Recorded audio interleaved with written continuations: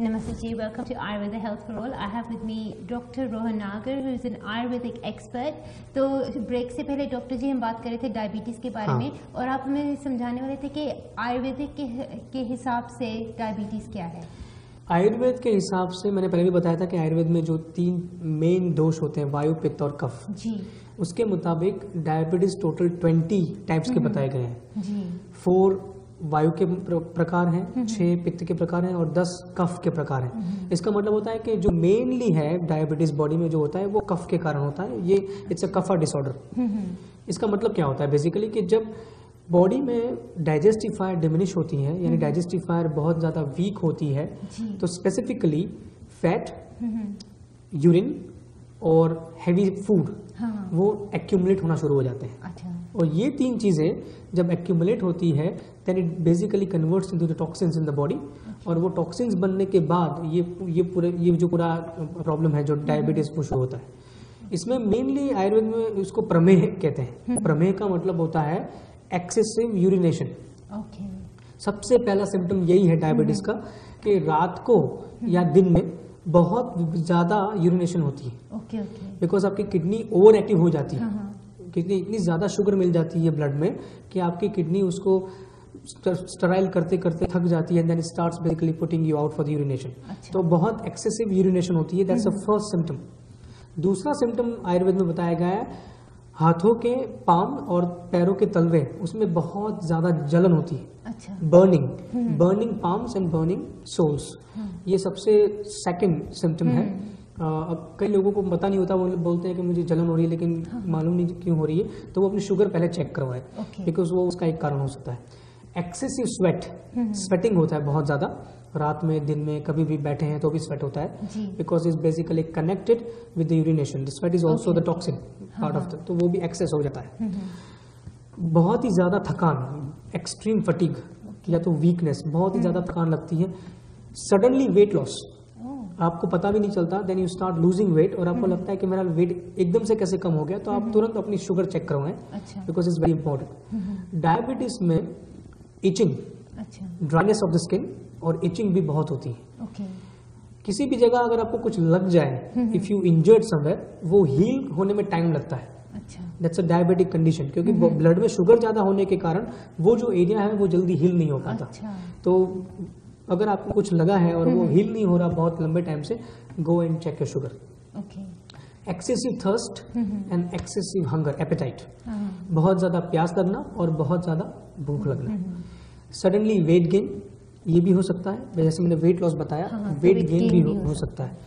बहुत ही ज्यादा mentally sadness feel करना, स्लगिश फील करना या इमोशनल फील करना सडनली, ये भी डायबिटीज में देखा गया है कि जो बॉडी है वो इंटरनली ऑक्सीजन को यूज नहीं कर पाती, जिसके कारण जो भी सफर कर रहा है डायबिटीज से, उसको एक्सट्रीम थकान, जिसको वीकनेस या तो फटीग बोलते हैं, लेथार्जी बोलते हैं, वो फील होना शुरू हो जाता है। ओके।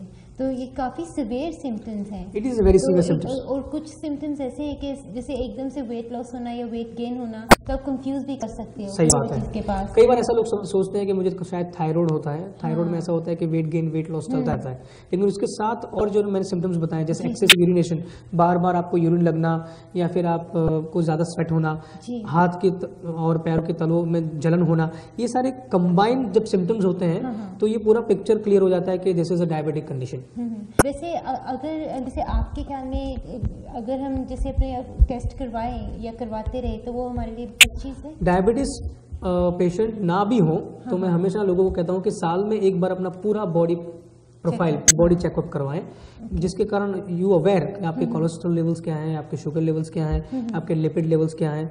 और स्पेसिफिकली डायबिटीज पेशेंट्स को मैं हमेशा कहता हूं कि अपनी हार्ट की जांच बिल्कुल करवाते रहें, क्योंकि जब डायबिटीज होता है, diabetes is silent killer.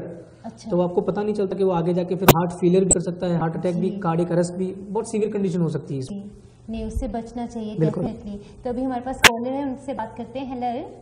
Hello. हाँ जी, अब डॉक्टर से क्वेश्चन पूछना था आपने। मैं डॉक्टर जी से बात कर सकती हूँ? हाँ बोलिए प्लीज। जी मेरी एज 34 है, 35 जी। मुझे फाइब्रॉइड है। ओके। Uterus fibre. हाँ जी, मुझे एक बेटा हो चुका है, मेरा बेटा 10 साल का है, लेकिन दूसरा बेबी नहीं है। अच्छा, मुझे बताइए फाइब्रोइड के कारण आपको क्या हैवी ब्लीडिंग होती है? हैवी ब्लीडिंग होती है, जैसे अच्छा। थोड़ी जी, इतनी नहीं होती, नॉर्मल जैसे 3-4 डेज। ओके 3 डेज जी। ओके, अब सुनिए मैं बताता हूँ इसमें क्या हो सकता है। अब फाइब्रोइड एक ऐसी कंडीशन है कि जिसमें आपको मुझे मिलना तो पड़ेगा ही, लेकिन मैं आपको 2-3 चीज़ बताता हूँ टेलीविजन पर, वो आप सुने। फाइब्रोइड कहाँ पर है वो बहुत ही जानना ज़रूरी है। यूट्रस में अगर वो बहुत ऊपर लगा हुआ है दैट इज़ फाइन, अगर वो सर्विक्स के आसपास कहीं लगा हुआ है जहाँ से मेंस्ट्रुएशन होता है तो वो बहुत ही सीवियर कंडीशन मानी जाती है और वो हैवी ब्लीडिंग में कन्वर्ट हो जाता है। तो इस कंडीशन में मैंने 2 हर्ब्स का नाम लिया था लास्ट टाइम, पुनर्नवा और शतावरी। पुनर्नवा घन और शतावरी घन, ये दोनों हर्ब्स की एक एक कैप्सूल सुबह शाम आप लें 15 दिन तक, और देखें कि अगर आपके फाइब्रोइड में कोई फ़ायदा हुआ है कि नहीं। लेकिन ये सीवियर कंडीशन है फाइब्रोइड्स, तो आप मुझे आके मिले, क्योंकि जब तक फाइब्रोइड आपके यूट्रस में रहेगा कंसीविंग के चांसेस बहुत कम हो जाएंगे, क्योंकि वो पूरे एरिया को कवर करता है जहाँ पे यूट्रिन लाइनिंग्स बनती है, तो it's difficult to conceive. Thank you. Thank you. तो डॉक्टर जी अभी हमारे पास एक और कॉलर है, उनसे बात करते हैं। हेलो हेलो जी, आपको क्वेश्चन पूछना था डॉक्टर जी से। हाँ जी, डॉक्टर साहब से ये पूछना है कि मैं 54 इयर्स ओल्ड हूँ और मैं मतलब मेरा बाकी जिस्म जो है वो बिल्कुल ऑलराइट है, मेरा पेट जो है वो बढ़ता जा रहा है। ओके, और आप ऑलरेडी मेनोपॉज में, आपका मेनोपॉज जी जी जी, मुझे लास्ट ईयर मेनोपॉज हो गए थे। हाँ ओके, सुनिए अभी आप बेसिकली एब्डोमिनल एरिया बढ़ना मैंने अभी बताया कि हार्मोनल चेंजेस के कारण ही होता है। जब वुमेन में 2 टाइम पोस्ट प्रेगनेंसी और मेनोपॉज के टाइम पर, जब आप उस टाइम पर जब जाते हैं तो जो ओवरीज और यूट्रस का एरिया है वो काफ़ी बड़ा हो जाता है, बल्कि हो जाता है, क्योंकि उसके अंदर वायु भरती है और वो वायु के कारण वो जो एरिया है लोअर एब्डोमिन का जो एरिया है वो काफ़ी बढ़ जाता है। उसमें आपको एब्डोमिनल एक्सरसाइज या लो फ्लोर एक्सरसाइज करनी ही पड़ेगी, क्योंकि वहाँ के जो मसल है उसको टोनिंग करना बहुत ज़रूरी है। अदरवाइज वो एरिया सिर्फ उसी एरिया में आपकी फैट एक्यूमुलेट होना शुरू हो जाएगी, पहले एब्डोमिन में, फिर आपके थाइस पर, फिर आपके बटक्स पर, और फिर जाके वो ब्रेस्ट के एरिया में जमा होती है। तो ये चीज़ आप ध्यान रखें कि एक्सरसाइज इज मच नीडेड। दूसरी बात, सुबह सुबह गर्म पानी में त्रिफला और हल्दी आधा चम्मच और त्रिफला आधा चम्मच डाल के पी लें, कि जिसके कारण आपका डाइजेशन, जो आपका मेटाबॉलिक रेट है वो थोड़ा फास्ट हो जाए, तो आप जो भी हैवी खाना खाती हैं तो वो डाइजेस्ट हो जाए, वो फैट में कन्वर्ट ना हो। और तीसरी चीज़, दिन में एटलीस्ट 20 मिनट्स सुबह या शाम को डिनर के बाद या लंच के बाद 20 मिनट्स ब्रिस्क वॉकिंग करें, कि जिसके कारण इंटरनल सर्कुलेशन काफ़ी रहे, तो एब्डोमिनल एरिया में फैट एक्यूमुलेट ना हो। Thank you. Thank you. तो डॉक्टर जी आज का शो मेनली डायबिटीज़ के बारे में है, तो आपने अभी हमें बताया कि इसके क्या क्या सिम्टम्स होते हैं ना, मगर आप हम ये भी बताएं कि डायबिटीज़ होता क्यों है? क्या ये हेरेडिटरी होता है या ये हम किसी से कैच भी कर सकते हैं वायरस की तरह? नहीं, इसको आप ये it's not a contagious kind of thing, ये किसी से कैच नहीं करते हैं। यस, आपके फादर मदर साइड में अगर डायबिटीज़ हो तो hereditary chances are very high कि आप डायबिटीज़ के पेशेंट हो सकते हैं। एक सर्वे के मुताबिक अगर आप एल्डर हैं चिल्ड्रन में, then you getting the things from your father, और अगर आप यंगर हैं then you getting the things from your mother. तो वो आप ध्यान रखें कि आपके फादर मदर में से किसको ये डायबिटीज़ या तो ब्लड प्रेशर की प्रॉब्लम है।